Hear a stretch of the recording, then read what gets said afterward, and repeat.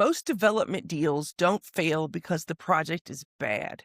They fail because the capital stack is broken. And most of the time, it breaks in the exact same place. Hi, I'm Dominique Pryor Anderson. I am a capital translator and architect of community capital, working at the intersection of developers and funders to design capital stacks that make community projects possible. For more than a decade, I've worked in community development, structuring deals, designing capital strategies, connecting developers with the right funding partners, and helping funders deploy more than $80 million in community capital across the South. And one pattern shows up over and over again. Good projects exist. Funders say they want deals, but the deals never quite come together. If you've ever had a lender say, come back when the rest of the capital is lined up, this video is probably about your deal. Because what they're really telling you is this: your capital stack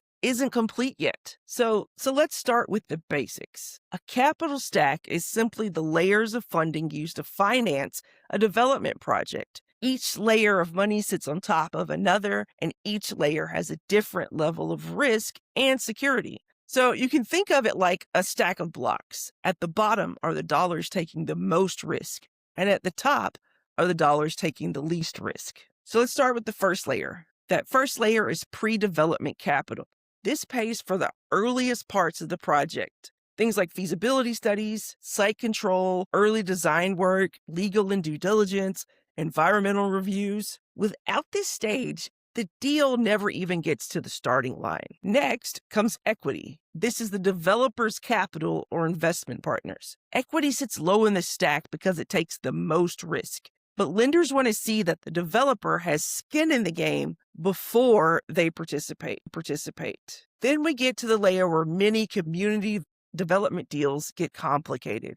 Gap funding. Gap funding fills the space between what the project cost and what traditional lenders will finance. These sources might include grants, city housing funds, CDFIs or community development finance institutions, philanthropic capital, impact investment funds. This layer is what often makes community development projects financially feasible.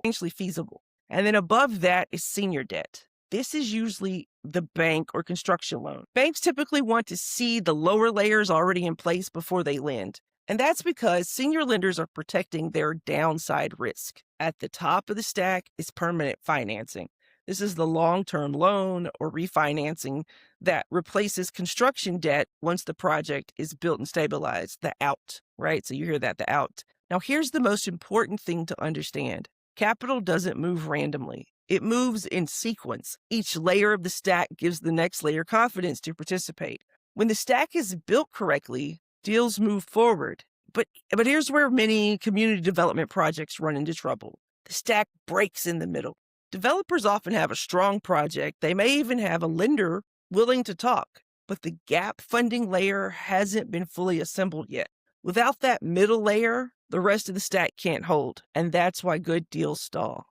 Most community development projects don't fail because the idea is bad. They fail because the capital stack isn't structured in the right order. So if you're a developer trying to structure your first capital stack, or a funder trying to understand why these deals you keep getting arrive incomplete and just don't work, make sure you subscribe to the channel, because here we break down how community capital actually moves. And if you want to go deeper into this topic, I've put together a community capital guide that walks through how capital moves from pre-development all the way to permanent financing. You can download it using the link in the description and in the comments. With that, I say thank you very much. I hope this was helpful, and see you in the next video.